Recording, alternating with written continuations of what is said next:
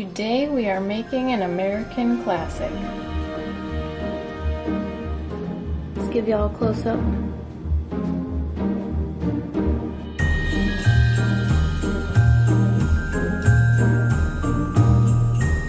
Mac and cheese may not be a traditional Christmas side dish for you, but it can be. And even if it isn't, it's great for something as simple as tonight's dinner. This recipe takes a little bit more effort than Kraft mac and cheese in a box, which I also enjoy, but the finished product of this recipe will keep you coming back. To start, we are going to put 4 tablespoons of butter into our saucepan and get that melting while we saute our onions.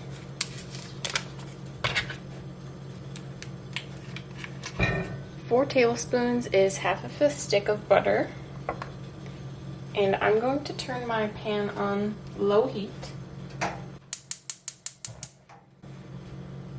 and that will give me time to dice up half of a cup's worth of onion. I have a yellow onion here.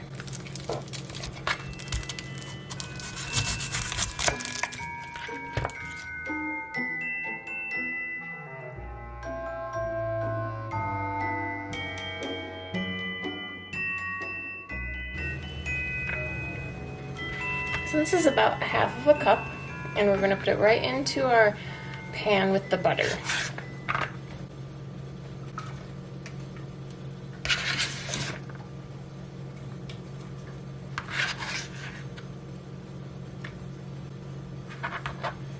And then I'm going to wash my hands, and we will bump up the temperature of our pan to medium heat.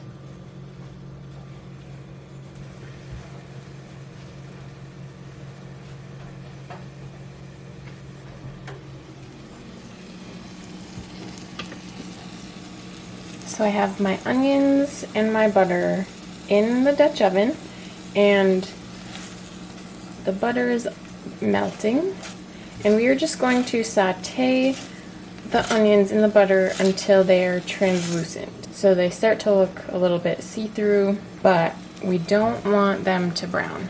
While our onions are cooking for 4 to 5 minutes, we're going to get a couple of the next ingredients ready. So we're going to get our milk ready and our flour ready. The recipe says 2 3/4 cups of milk,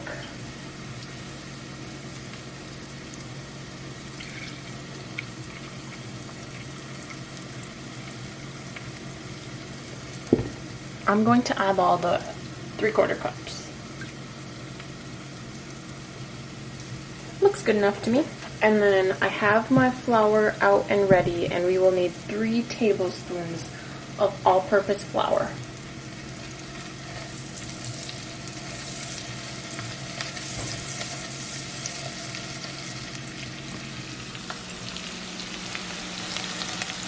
Our onions are getting there. I'm going to give them 1 more minute before we whisk in our flour. Alright, our onions look to be translucent, so I'm going to go ahead and add the 3 tablespoons of flour.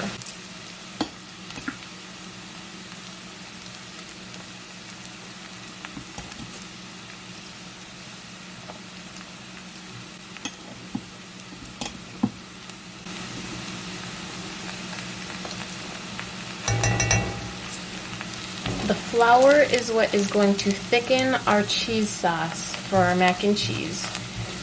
And we're going to make sure we stir it in really well. And we're just going to let it cook in there for a couple minutes so that we cook off the raw flour flavor.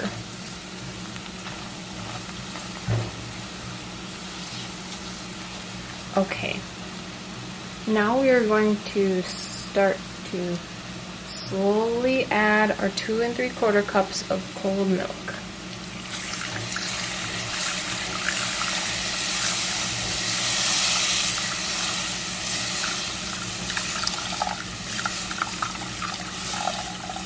Start slowly because it's going to bubble up on you, and then once it stops hissing at you, you can pour it faster.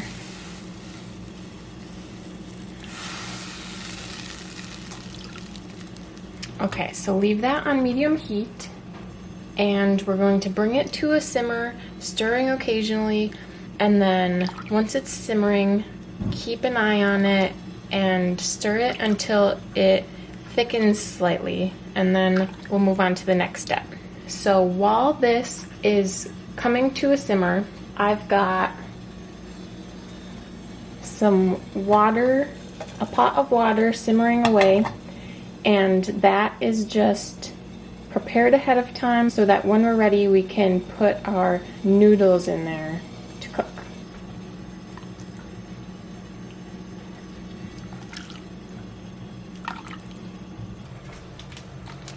While we are simmering our milk and onion butter mixture, I'm going to go ahead and start grating our cheese. The recipe calls for a ½ pound of cheddar cheese and a ¼ pound of Gruyere, or another good quality Swiss. I don't usually have Gruyere or Swiss in my house, but I always have cheddar, so I'm just going to do all cheddar. So in total it'll be 12 ounces of cheese. So one of these small blocks that you're probably used to seeing in the grocery store are 8 ounces, so you'll need 1½ blocks of these. And I like extra sharp cheddar, so that's what I'll be using. But if you have a favorite cheese, go ahead and use it. I think the recipe says Swiss, just because Swiss probably melts really smoothly. Don't forget to stir your milk sauce. Mine is starting to simmer, so I'm going to turn it down to almost low. I'll let you guys have a look.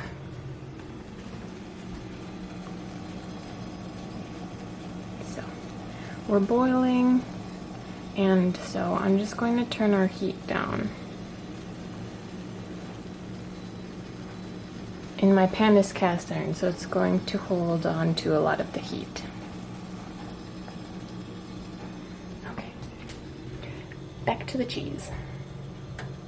If you're worried about your onion butter milk combination, you can let that thicken first before you try and multitask with the shredding of the cheese.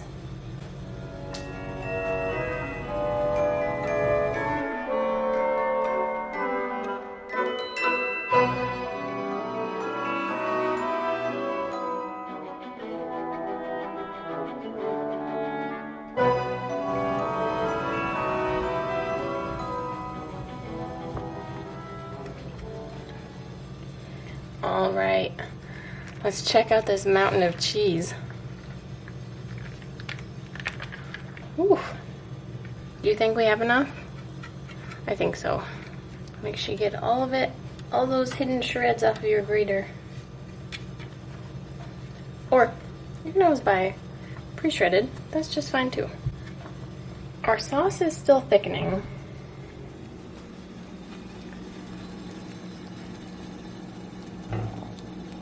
We don't need it super thick, but we need it to thicken a little bit. So while that's still going, we're going to go ahead and get started on cooking our macaroni. So, a large pot of boiling water.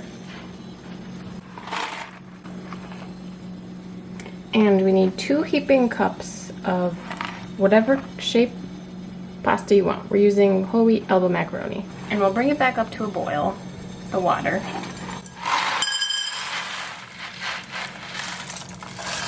There's 1. And 2. Now I forgot the first step, which is salting your water, so we can do that right now. Just salt it liberally. Your pasta has very little flavor, so we need to flavor it. And then just give it a little stir, get everything unstuck from the bottom, and get that salt mixed in. And then we are going to cook that for 1 minute less than what the package says. So this is 8 to 10 minutes. I'm going to cook it for 7. So I'll set my timer and we'll check on our cheese sauce. So here's our cheese sauce. Not our cheese sauce. I keep saying that. There's no cheese in it yet. Okay. Okay. It has thickened slightly. I think I did use oat milk just because that's what I had in the house. You can use plant milk or cow's milk. If you use plant milk, be sure you do not use the sweetened kind or the vanilla or the chocolate. That would be silly. But, okay. So this is thickened. Now we are going to add our spices. So I'm going to turn our sauce off. I'm going to add a pinch of dried thyme.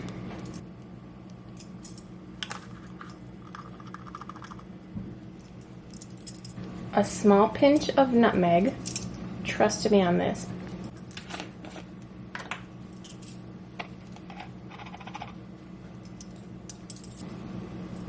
And just a pinch of cayenne.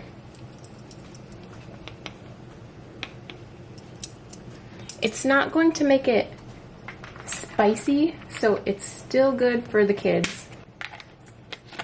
If you want it spicy, you can go ahead and add a little bit more, but a little bit goes a long way.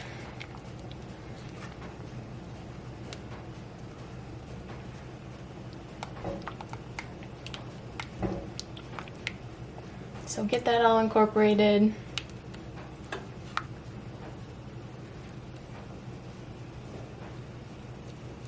A whisk does a better job for this. Give your noodles a check. Make sure you set that timer.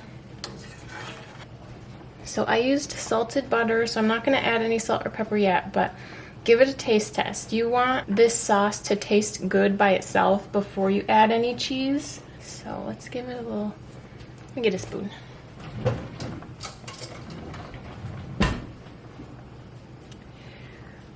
Give it a little taste test. Needs salt.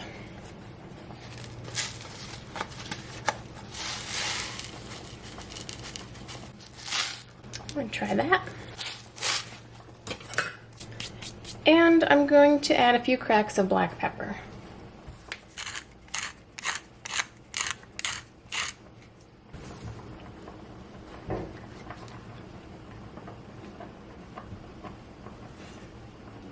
Alright, let's give it another taste.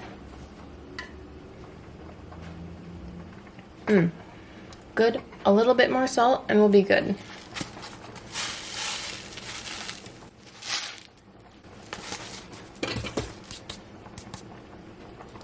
Again, this is to your taste. Let's give it one last test. Perfect. You do get that little hit of heat from that cayenne.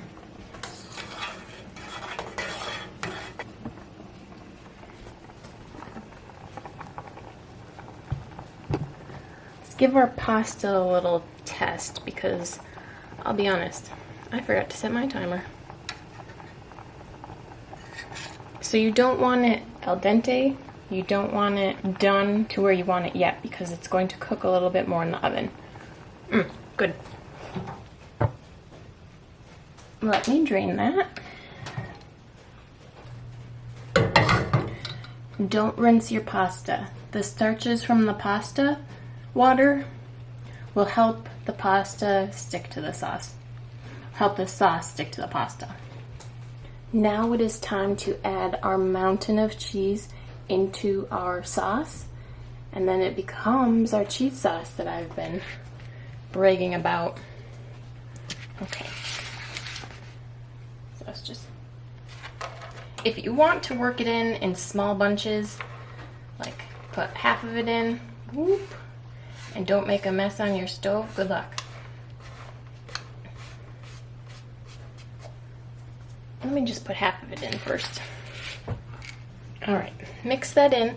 Your cheese sauce is still warm, so it will mostly melt the cheese. Okay. Let's put the rest in.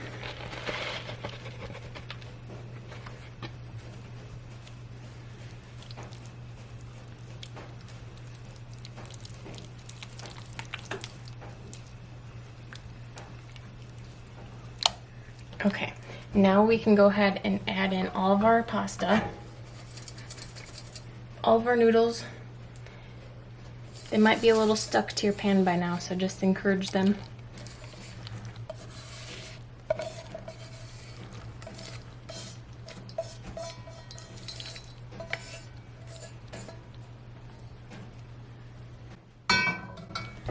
And then stir that all in.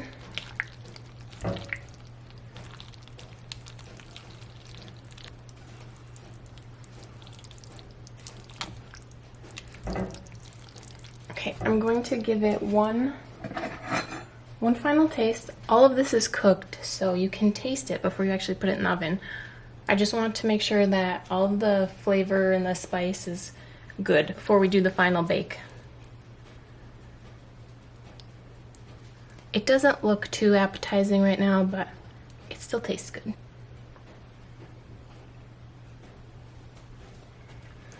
Nope, that is solid. Okay. If you didn't want to bake this, you could just turn the heat back on and stir it until all your cheese is incorporated and serve it that way. But I'm going to bake it. I'm going to melt a couple tablespoons of butter.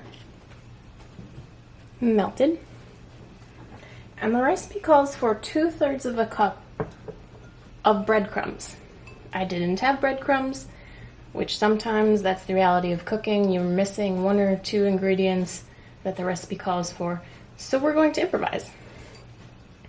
I have about 2/3 cups worth of crushed up pretzels. Do I know how it's going to turn out? No. Are we going to see? Yep. Dump our butter in there. Give that a quick stir. Get all of your crumbs or pretzel pieces or cracker pieces or cornflakes coated with the melted butter. And then just sprinkle it over the top of your mac and cheese.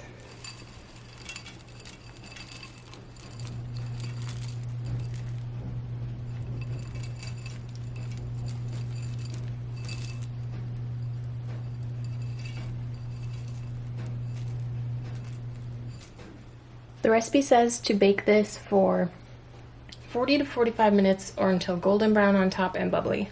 We aren't going to be able to tell very well if it's super golden brown, and when I've made this recipe, it's never taken 40 to 45 minutes for it to get bubbly. If you want your mac and cheese really saucy, similar to the consistency that it currently is right now, just put it in until it's heated through and bubbly.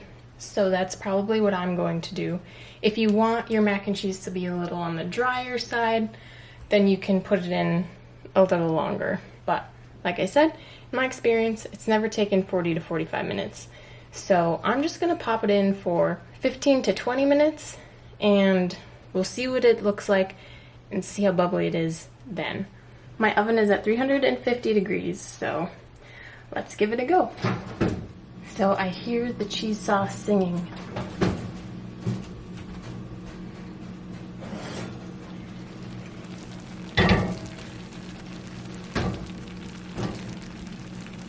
And can we just get a close-up, please?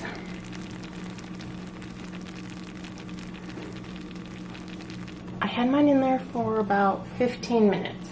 Normally I would tell you to let it cool, but we don't have time for that. We have to try it.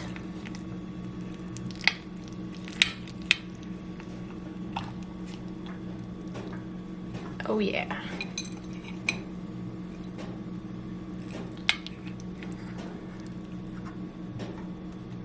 Okay, I just got myself a little plate of it. Let's give y'all a close-up. You can see there's still some of the unmelted shreds of the cheddar. If that's a concern of yours and you want it presentation-wise to look smooth and homogeneous, keep your milk and onion sauce on low and stir in your cheese until it's all melted. But if you're not picky, do as we did. Let's give it a try. I'll be sure to get some with pretzel topping to see how that worked out. Pretzels work in a pinch. It's different. Maybe stick with breadcrumbs. It's not bad. Don't get me wrong. It's not bad. It's just pretzels have a distinct flavor and you usually don't expect to have them with your mac and cheese. That shiny cheesy goodness. This is my go-to mac and cheese recipe, minus the pretzel topping. If you have some extra time, try it out instead of your Kraft mac and cheese. And let me know how you like it. Leave a comment down in the description below. If you like this recipe, and if you like this video, please give it a big thumbs up. If you want to stick around and see more delicious recipes, hit that subscribe button, hit that bell so you know when I drop the next video, and thank you all for watching.